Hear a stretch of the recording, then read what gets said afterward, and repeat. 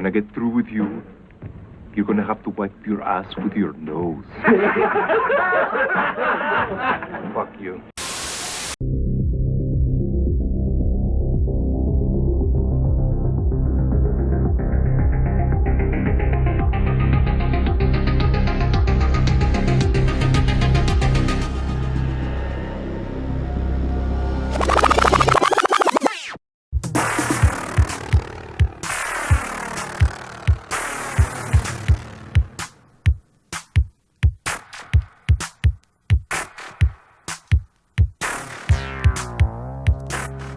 Welcome back to Video Vortex. You have fallen down the well of video hell.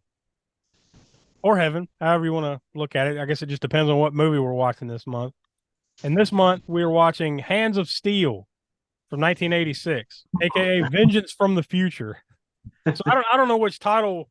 I don't know which title would have been cooler, Hands of Steel or Vengeance from the Future. I don't know. Well, also there's what was the German title was what was that? I just posted that recently too. It was like Paco, because his name is Paco. Yeah, Paco Querac. Yeah, Paco Querac. But now I can't remember the name of the German film, the German title of it. Either way, the Fighting Machine of Death is what it translated to. Oh, well, that's better. That sounds better than I think. Paco Kampfmaschine des Todes. That's what it was. Either way, yeah. You're in that. There was also Atomic Cyborg. Don't forget that one. What this series is all about is the stuff that would have basically went straight to video. I mean, we even talk about stuff present day that goes straight to streaming. Is kind of the same thing, right? Nowadays, that's your video store now is Netflix, right? Yeah. But we randomly pick a selection. We literally have a wheel because we just spun it right before we went on the air here. Of like what did I say, like 1,400 titles that we have on this thing? Yeah. So it is a lot, and we will tease at the end what we're going to be talking about next month. But what we used to do was we kind of went back and forth with this and Traumatic Experience for a while, but we decided to kind of shelve that one because the last Traumatic Experience last month was Doggy Tales, and that just sucked the life out of us. We decided, how do I? We're done with that stuff. So. The episode that killed Traumatic Experiences. Yeah. Doggy. Trust me, if you've ever seen Doggy Tales, you would agree. How do I? What we're doing is we're shifting the trauma titles over to Video Vortex, and we've added a bunch of other titles. So like, we talk about stuff that went straight to video and everything, and we'll be doing that every month here on the YouTube channel now instead of every other month with Traumatic Experience. Hands of Steel, though, I think is a great random wheel spin land. I'd never seen this before, although it seems like I've seen maybe the poster or the video art, the box art. I've seen some aspect of this before, but I've never seen the movie before. What about you? Oh yeah, I haven't seen it since the video days of original video days, since back then, early '90s maybe or so. I remember renting it. Yeah, you definitely can't forget that iconic video cover art. Sergio Martino. He's not only the director, but he did the story, and he was one of the credits on the screenplay, along with Elisa Berganti, Sol Sasha, and John Crowther, who all had other names other than that, except for John Crowther.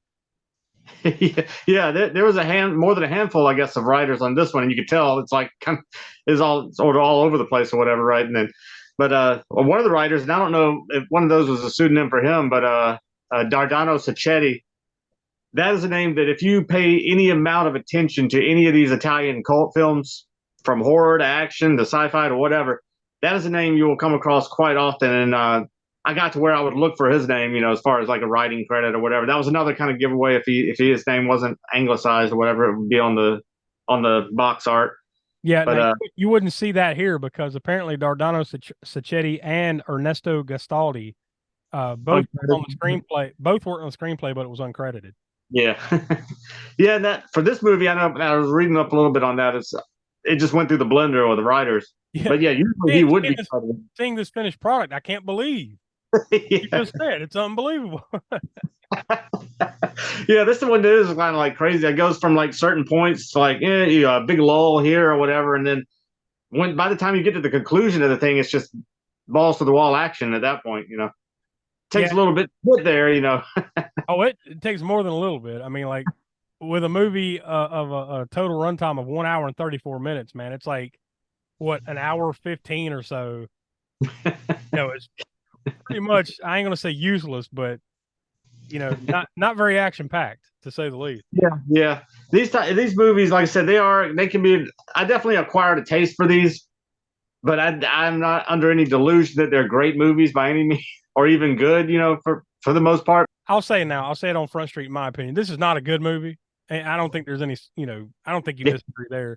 But there's fun. There's fun to be had. So that's the value in movies like this, is that, like, yeah, it's dumb and there's a lot of bad acting and all the things you just said, but there's still some stuff you can laugh at, have fun with, especially in that last 15, 20 minutes or so, for sure. Yeah. Good Lord, the climax. And we don't do full spoilers here. I mean, we might talk about different things here on the show. We leave a lot of that for our main podcast, which, that's the All American Spook Show podcast, which comes out every Monday at 6 p.m. East. But I think this is one that deserves to be on like Cult Corner or something one of these days, to get a little bit deeper look at, because there's a lot of fun we could have just with that last 15, 20 minutes. Yeah. It's insane. And I don't know if we'll go. There are some other deep dive things that we can certainly go into with this movie, even behind the scenes. And I don't know that we have to really necessarily go into all that here at Video Vortex, but one involving a helicopter crash, that happened on not on screen necessarily, but they were shooting a scene and that happened. And then, pilot died and the actor, and his name is slipping my mind right now. Claudio Cassinelli. Claudio Cassinelli, that's it. Yeah, it's unfortunately he died in that helicopter accident along with the pilot. It stars Daniel Greene as the cyborg Paco Quirak, Janet Agren as his eventual love interest Linda. We just spoke about Claudio Cassinelli as Peter Howell, and a couple of very familiar faces, not only to Italian movies, but just action and horror cinema and whatnot of the 70s, 80s, and into the 90s. George Eastman as Raul Morales, and John Saxon as Francis Turner.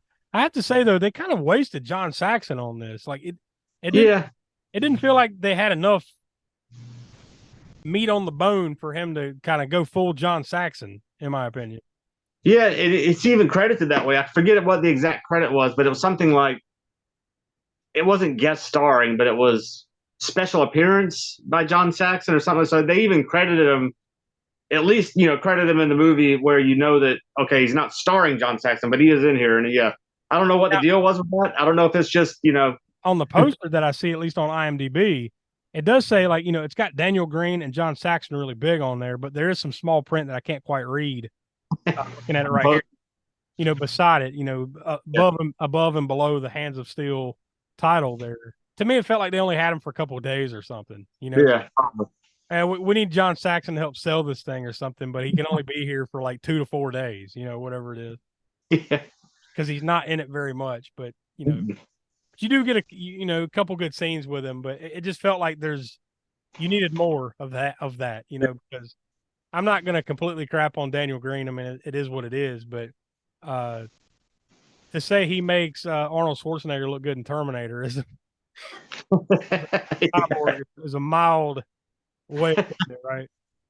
Yeah, and George Eastman, as you mentioned, or his real name is Luigi Montefiore, but he's one that kept that name George Eastman through all the movies he did, whether they were in Italy in Italian or being sold in international markets. He basically became George Eastman. And guys like 6'9", we've had him in other movies we've done, like After the Fall, 2019 After the Fall in New York was one of them. I think there's at least one other one, maybe two. Certainly on Grindhouse Gutter, he's probably made an appearance or two. And he's full Eastman in this thing too. Like, whereas they kind of wasted Saxon, they didn't waste Eastman. No, he steals the whole movie as far as the acting and stuff goes, I think.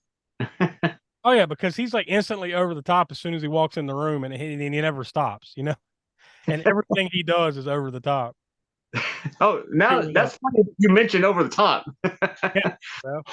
Right, because Like, we should talk about that again. We could do a deep dive on this in the Cult Corner. We'll just briefly mention it here that this movie came out before Over the Top. But if you think about it hard enough, you'd be like, okay, it's arm wrestling for some reason plays a big role in this movie. Not as big as Over the Top, of course, but it's there quite often in a few scenes, For no reason. Yeah, no, no reason other than just like arm wrestling is cool right now for some reason, and we got to get it in here.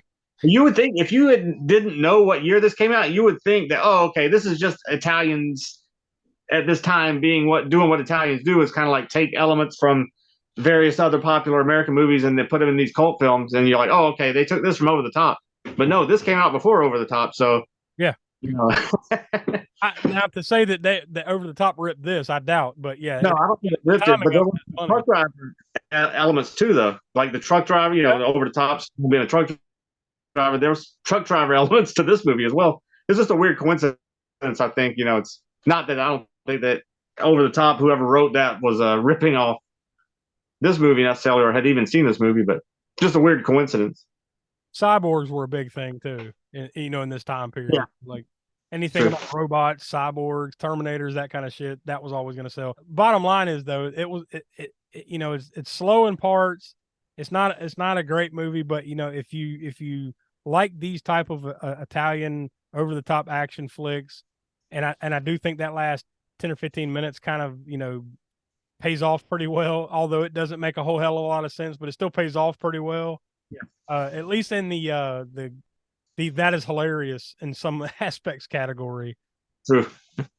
But it's a lot of fun. So we usually come together beforehand to kind of give it a Vortex rating. Now the Vortex ratings are 0 through 10. Our highest one that we've done to date, this is only the 6th video Vortex we've done. The highest one we've done to date was Samurai Cop. We gave 7. And the lowest one we've done to date was Sharknado 4, The Fourth Awakens. We gave that 1.5. So I'd say it's closer to the Samurai Cop side of things, in my opinion. I'd give it a 6, maybe. What do you say? Yeah, probably I'd land on that probably for right now too. I mean, I got to go between either is it a 6 or a 7? Yeah, there's plenty of other of these types of movies that I like somewhat better than this one. Like this type of somewhat post-apocalyptic, if you could call it that. I mean, it has a little bit lower of a budget when it comes to the post-apocalypse type stuff, if that's what they were going for. It's kind of never really said how far in the future this is. You get the gist of this somewhat in the future, maybe. Now on the poster, there is I don't remember them ever saying it in the movie, but that same poster that I was referencing, the tagline says, in 1997, the Guardian of the future is much more than a man. So that's right. Yeah, the tagline does have it. Yeah, or what? At least what they That also keeps up the grand tradition of the 80s being the future was only like 5 years into the future. I don't know why they did that shit in the 80s. Like, couldn't you have gone like 50 years in the future or something? No, it'd be like 5 years from now, the world has gone to total shit, But yeah, I'd probably give it a 6 as well then. Yeah, I think that's a good place to land on. And like I said, there are other titles like this that we could recommend, and we've talked about some of them. Maybe 1 or 2 here on Video Vortex. Mostly we're on Grindhouse Gutter, and of course on the podcast. We've talked about various titles that are similar to this. So go back to the archive, check that stuff out, and you can find everything over on aaspookshow.com. So before we let you go, we're going to talk about, since we teased it, what we're going to do next month. And we're going to be, this is going to be a first because we haven't done anything animated. We're going to be talking about Batman Bad Blood that came out in 2016. Now, as of the recording of this, it is available on Max. It's one of those DC animated movies that they do. And some of those, like this one has a rating of PG-13. So some of those I think that DC's done are a little more edgy than you would think. So I'm not sure. I mean, it being PG-13, there might be a little bit more edge than you would anticipate with this. So yeah, first time I believe we've done anything fully animated, and definitely a first here for the Vortex. So you want to come back next month for that. So for Donnie and Will and Tiana, who couldn't be with us, Professor Smoak, I'm Josh. We are from the All American Spook Show podcast. Come back next month for Video Vortex, and stay tuned here to the channel. Hit like, subscribe, all that jazz, and go check out all the other series that we have going on here. So we'll see you next month. And then? I must have been unconscious for many weeks. The next thing I remember, I was standing in front of an old blind man in a wheelchair.